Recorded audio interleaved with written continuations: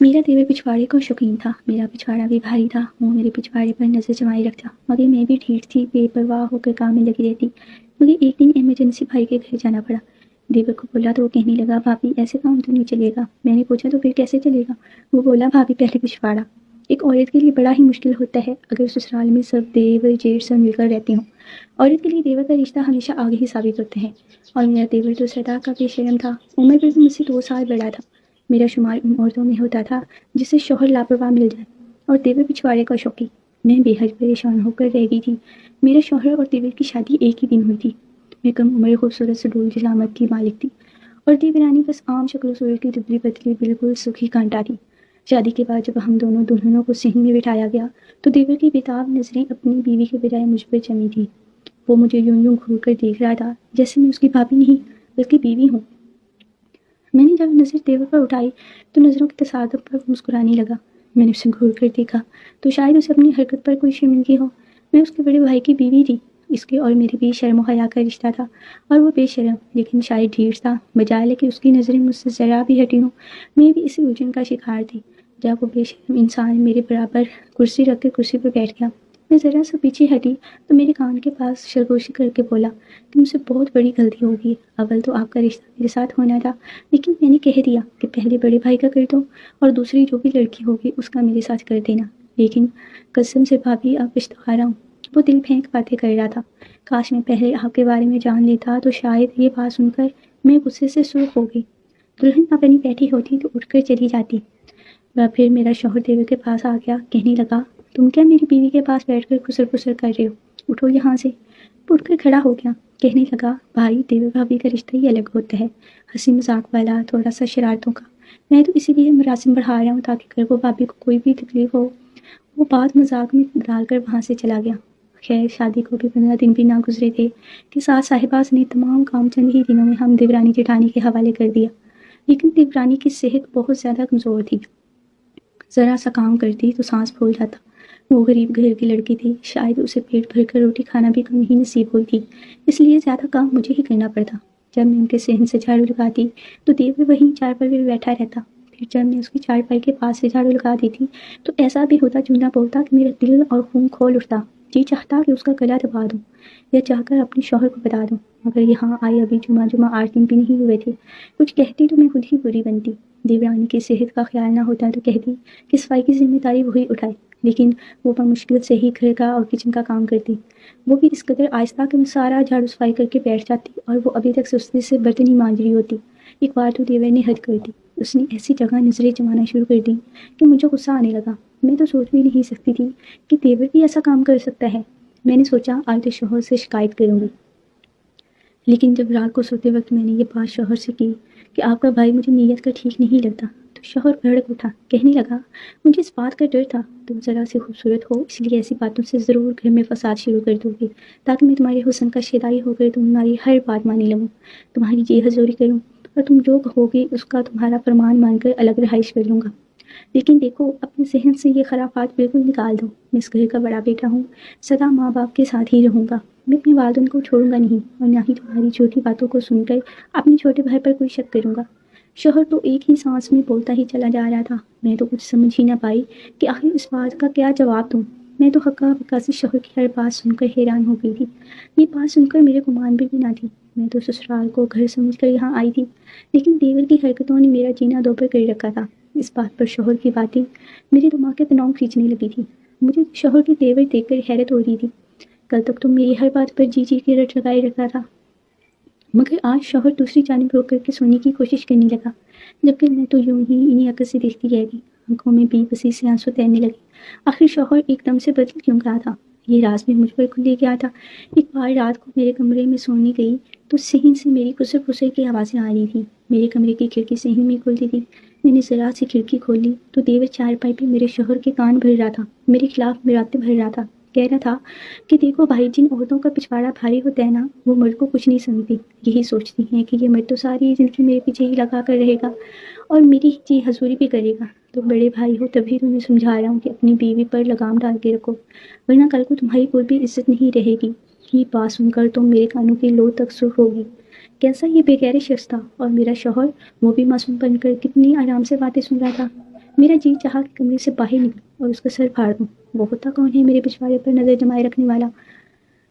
میرا تو خون کھولنے لگا۔ اگلے روز میں نے دیورانی کا لحاظ بھی نہ کیا۔ میں نے کہا بی بی تمہاری بگڑی صحت میری ذمہ داری نہیں، صحت کا کام کاج آج کے بعد تم خود کرو گی۔ بہت کر لیا میں نے تمہارا لحاظ، میرا مزید مجھ سے یہ اخلاقیات نہیں دکھائی جاتی۔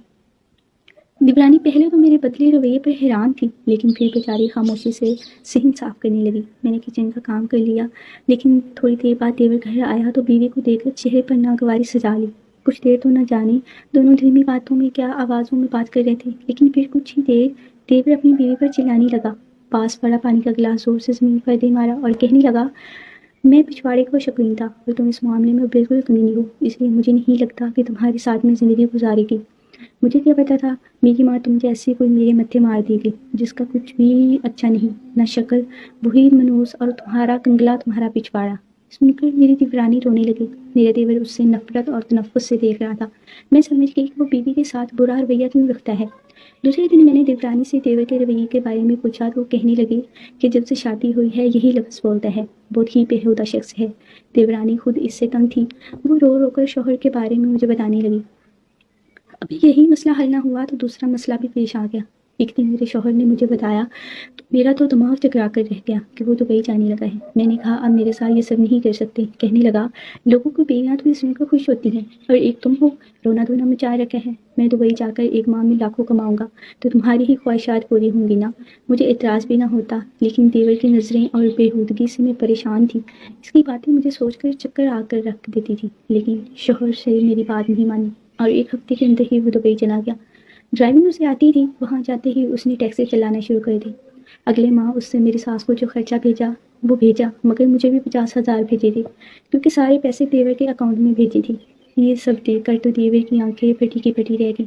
میں نے اب گھر کے کاموں کے لیے ملازمہ رکھ لی تھی، سہولت دیورانی کو بھی ہو گئی تھی، لیکن دیور کو ضرور یہ باتیں بہت بری لگنے لگی تھی کیونکہ اب گھر پر میرا ہی روب ہو گیا تھا۔ میری ساس بھی مجھے بہت زیادہ اہمیت دینے لگی تھی، ہر بات کا مشورہ مجھ سے کرتی، نہ آتی تو اس کے کھانے پینے کا خرچہ بھی میں آگے بڑھ کر دے دیا کرتی تھی، اس لیے ساس مجھے ہی آنکھوں کا تارا بنانے لگی۔ دیورانی بیچاری تو بے ضرر سی عورت تھی، لیکن میرے دیور نے تو وہ کام بھی چھوڑ دیا جو وہ کرتا تھا، ہر مہینے کے 20,000 گھر لے کے آتا تھا۔ اسے اب میرے شوہر کی کمائی نظر آنے لگی تھی۔ میری ساس ہر وقت دیور کو نکما اور ہڈ حرام کہنے لگی تو دیور مجھے قہر بھری نظروں سے دیکھتا۔ پہلی عید آئی تو میرے بیٹے والوں نے مجھے بہت بڑی ساری عیدی بھیجی تھی، وہ دوسرے گاؤں میں رہتے تھے۔ میری عیدی دیکھ کر تو گاؤں والی عورتوں کی آنکھیں پھٹی کی پھٹی رہ گئی تھی، کہتی ہوں کہ تیرا میکا تو بہت اچھا ہے۔ میری ساس کے جوڑے بھی آئے تھے، میرے لیے بھی میرے میکے والے سونے کے کنگن لائی تھی۔ دیور جی یہ سب چیزیں دیکھ کر کافی حیران لگ رہا تھا۔ ہاں وہی میری دیورانی کے میکے سے جب اس کے ماں اور بھائی آئے تو وہ ایک صرف سوٹ بھی لے کے آئے، وہ بھی اتوار بازار کا لایا ہوا لے کر آئے تھے، اور کچھ کانچ کی چوڑیاں جو آتے ہوئے گر کر رستے میں ٹوٹ چکی تھی۔ دیور تو اپنے میکے والوں کے آنے کی خبر سن کر ہی گھر سے چلا گیا تھا، جبکہ دیورانی نے خوش دلی سے اپنے میکے سے آئے ہوئے سارے سامان کو قبول کر لیا۔ میری ساس بھی اب چھوٹی بہو کے میکے والوں کو کوئی خاص آؤ بھگت نہیں کیا کرتی تھی۔ یہ بات دیورانی نے بھی محسوس کی تھی، اس لیے وہ مجھ سے اب تھوڑی سی دور رہنے لگی تھی۔ شاید وہ سب مجھ سے تھوڑے چلنے لگے تھی، جبکہ حقیقت میں میرے دل میں کسی کے لیے بھی کوئی کھوٹ موجود نہیں تھی۔ عید کا روز تھا، میں اپنے میکے کے لائے ہوئے سوٹ پہن لی تھی، عیدی والا سوٹ پہنے ہوئے تھی، جبکہ میری دیورانی نے بھی اپنے میکے سے آیا ہوا سوٹ پہنا تھا۔ تو میرا دیور اس سے جھگڑنے لگا اور کہنے لگا اور مجھے بولا کہ کیسے کپڑے پہن کر گھوم رہی ہو، ایسا لگتا ہے جیسے کوئی بھکارین ہمارے گھر آ گئی ہو، مجھے تم سے شادی ہی نہیں کرنی چاہیے تھی، جس کی چیز کوئی بھی اچھی نہیں اور نہ ہی کوئی پچھواڑا نہ شکل، میں تو پچھواڑے سے ہی دل بہلا لے۔ دیور تو ماں کے سامنے ایسے کہہ رہا تھا مگر ساس نے اسے منع نہ کیا۔ دیورانی بیچاری رونے لگی۔ اسے شام دیور گھر سے جانے کا منصوبہ بنانے لگا، کہنے لگا کسی کام سے دوسرے شہر جا رہا ہوں۔ مجھ سے کہنے لگا بھابھی اپنے جہیز کا بیگ دے دی۔ میری بیوی تو لے کر ہی نہیں آئی، وہ الماری کے اوپر رکھا ہوا تھا۔ دیور سے میں بولی کہ جا کر خود ہی اتار لو، اور شاید یہی میری سب سے بڑی غلطی ہو گئی تھی۔ دیور خوشی خوشی بیگ لے آیا اور گھر سے عید کے بعد ہی چلا گیا۔ انہی دنوں شوہر میرا بھی دبئی سے ایک ماہ کی چھٹی لے کر آیا تھا۔ شوہر کے آنے پر میں بے حد خوش تھی۔ اس روز میں نے شوہر کے لیے کئی اقسام کے کھانے بنائے، ساری ڈشز اس کے پسند کی بنائی تھی۔ میری ساس تو اپنے بیٹے کے صدقے والی جا رہی تھی، جبکہ دیورانی بھی جب مہنگے گفٹس دیکھے تو وہ شوہر کے سارے دکھ کچھ لمحات کے لیے بھول کر خوش ہو گئی۔ رات کو جب سب کھانے کی میز پر ایک دوسرے کے ساتھ اکٹھے بیٹھے باتیں کر رہے تھے تب ہی دیور گھر میں داخل ہوا۔ وہ کافی خوش لگ رہا تھا، کہنے لگا کہ مجھے مبارکباد دیں، میں نے اپنا نیا کاروبار شروع کرنے کا فیصلہ کر لیا ہے۔ دیور کی بات سن کر سب اسے دیکھنے لگے۔ وہ آ کر اپنے بڑے بھائی سے ملا اور کہنے لگا، شکریہ بھائی، خدا آپ جیسا بھائی اور بھابھی ہر دیور کو دے۔ میں تو حیرانی سے دیور کا چہرہ دیکھ رہی تھی، آخر اس کے کہنے کا مقصد کیا تھا؟ اس نے اپنے نئے کاروبار کے بارے میں تمام تر تفصیلات بتانی شروع کر دی۔ وہ 1 ہفتے سے گھر سے غائب رہا تھا اور جب واپس آیا تو کاروبار کی اطلاع دے رہا تھا۔ آخر اس کے پاس اتنے زیادہ روپے کہاں سے آئے جب وہ اپنا نیا کاروبار شروع کرنے لگا تھا؟ ابھی تو سب باتوں میں ہی مگن تھے۔ اگلی صبح ہمارے خاندانی وکیل کی کال آئی۔ وہ کافی پریشان لگ رہا تھا۔ مجھ سے کہنے لگا، بیٹا اپنے باپ دادا کی جائیداد وراثتی کیوں بیچ ڈالی؟